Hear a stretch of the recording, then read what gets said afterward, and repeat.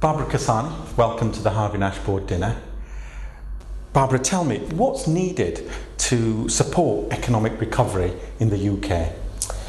It's really a funny one. As I pondered this question, I was struck by the fact that you need both certainty and risk-taking in order to pull yourself and all the companies to pull themselves out of this economic recession. The certainty needs to come from the environment, needs to come from government, taxation policies, regulation, and even it would be great to have a bit of certainty on the banking sector as to whether or not money is available. But once you have an environment with some certainty, you then need to take risk. The risk needs to come from companies, not government. It needs to come from within. It's taking on projects that will propel you forward. There is no company out there that has been successful on the basis of just cost cutting. We've all done a lot of that now. What we need going forward for 2011 is innovation, risk-taking, spending a little bit more money on the ideas that are going to propel us forward. Barbara, tell me, what's the role of chairman and non-executive directors in setting the strategic agenda? It's a funny role, chairman and board members, because it's terribly important on the one hand, but the worst thing you can have is an interfering board. So I find it's best to think of the board is there to make sure the right people are running the company and to make sure that the direction that the company is going in is consistent with a shareholder plan and a profit projection. So making sure you have the right CEO. And it's interesting. The right CEO doesn't come from a cookie cutter. It depends on the company, it depends on the history, it depends on the industry. So in some instances, a safe pair of hands is the correct CEO. In other instances, it would be the worst thing in the world and you'll end up at the bottom of the league table.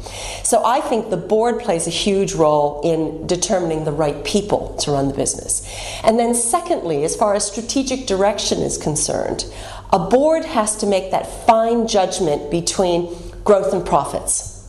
And what I mean by that is some management teams will say, we just want to grow because we're after market share.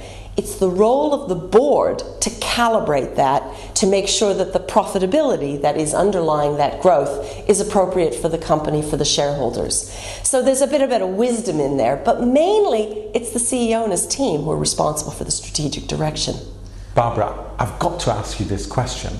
You are a wonderful business leader, you're a woman business leader, you've received many awards and acclamations and accolades for this. Tell me, do women make a difference on boards? Board diversity is a huge area and it's so fraught with political correctness that I'm worried to say anything. But the first thing I do is let's get rid of all the jargon. Let's talk about what makes a good board. We can talk about women and all the other diversity issues later. A good board is a board that works together, that has different opinions on it. And I find in the boards that I've sat on, different opinions come from people with different experiences, different personalities, but similar values. So as an example, you definitely want some older people on your board, but you want some impatient young people.